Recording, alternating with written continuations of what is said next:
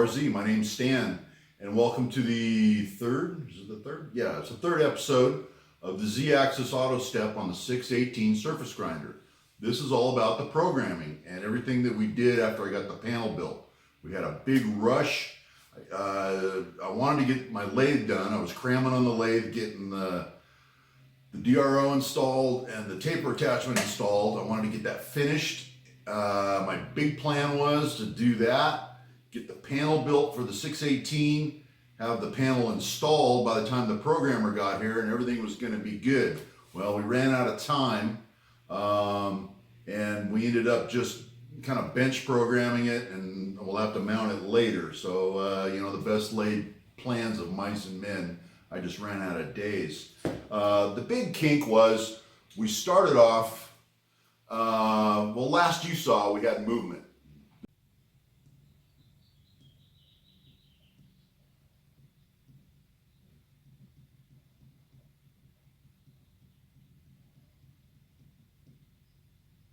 But then I did a few tests and check this out. Okay, F1. I don't think we got enough power in that servo. F2. It's going to try to go into high speed, and it just sits there and slips. Back to F1. F2. Just nobody home.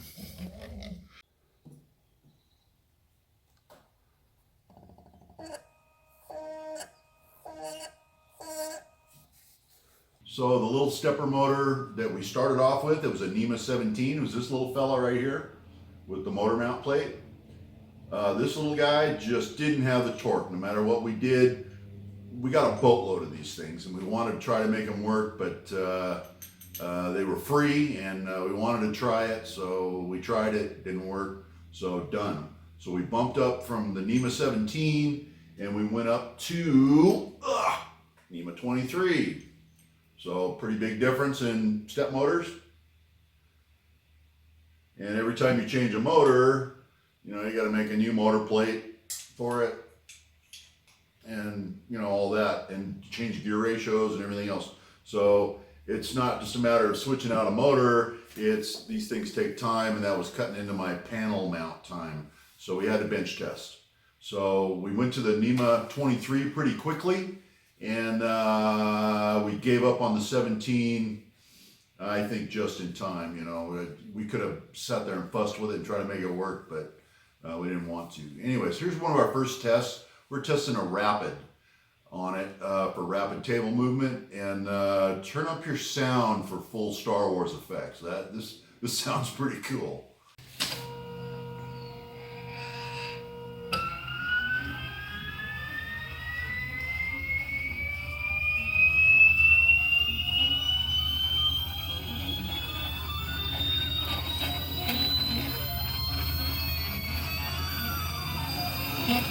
Okay, so our rapids are working. We're pretty happy with that.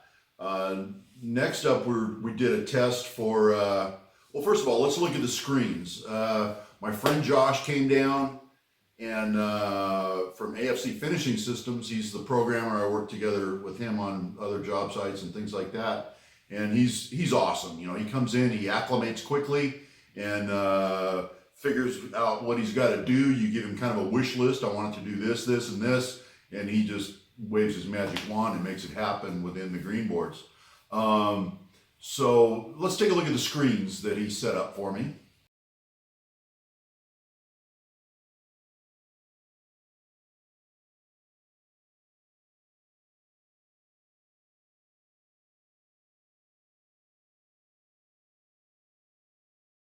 Okay, so we started off with 3 screens, and here's one of our first tests. We're doing 10,000 step overs. I don't think we're grinding, but we are doing kind of an intermediate grind and testing some step overs.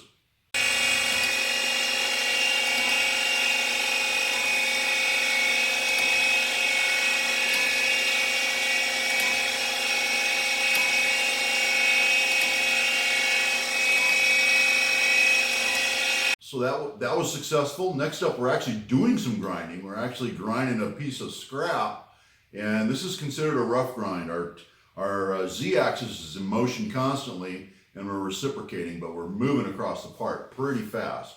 So this is what we consider a rough grind.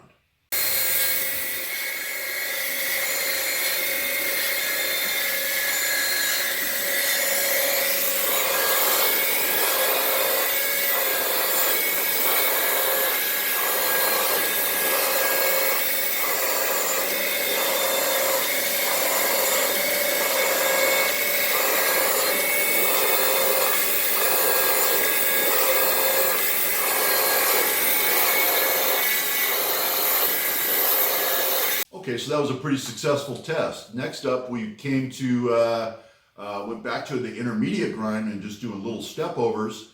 And this is kind of a spark out, and we're on the same part. And let's see how that's working out.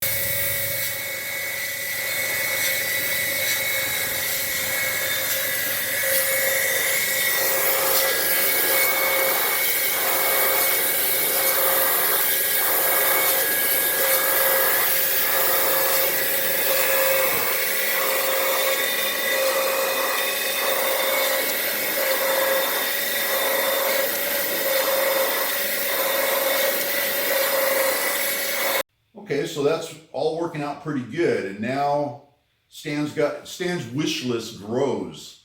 And you know, talked to the programmer a little bit, talked to Josh, and said, you know, I'd kind of like to set up a fourth screen and maybe have like a spark out, number of cycles, user defined kind of thing.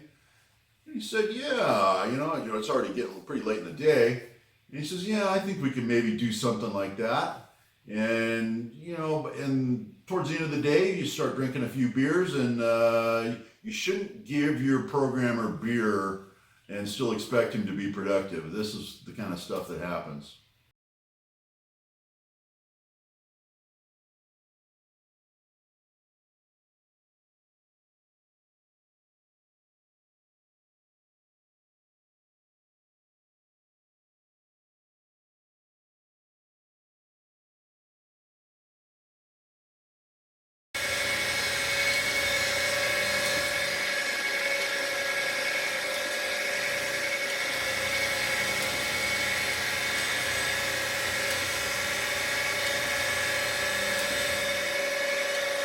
So green board's gone wild, and that machine's just went into full dumb mode.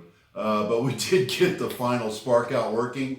Um, Here we are actually using the intermediate spark out, and we're using it in a number of cycles. We define how many times we want it to go back and forth, and I'm actually grinding in the chuck on my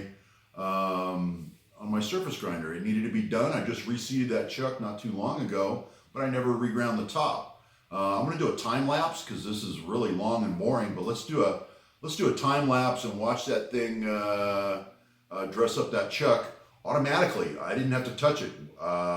Turned it on, let it run. You're about to see about 3 hours worth of work.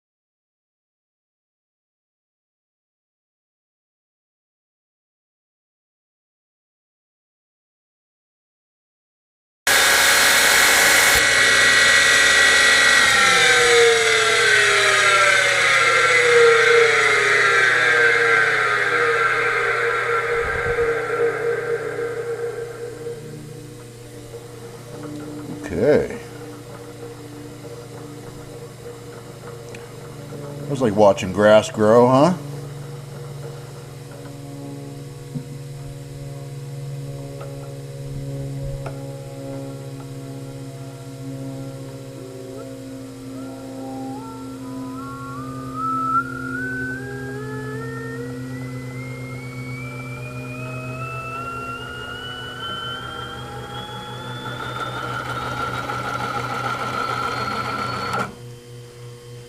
Alright. Let's wipe that down, see what it looks like.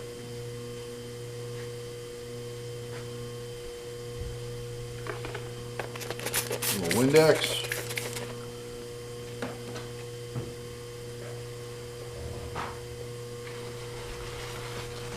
A paper towel. That's sparked out. I made 6 passes, so pretty good.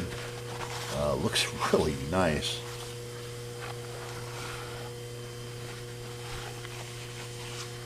That's better than I could have done by hand, and my arm would have been rubber by now. Alright, so good job. Happy.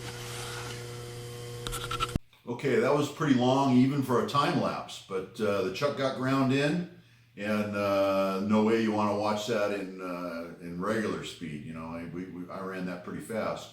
But I'd like to thank Josh that helped me program this. You know, couldn't have done it without him. He's awesome. I do all the mechanical work and the hard wiring, and he does the programming, and together we brought this thing together. Appreciate you guys tuning in. Next up, we're finally going to mount that panel, so that's coming up in the next one. All right, guys, hope you enjoyed. We'll see you on the next one.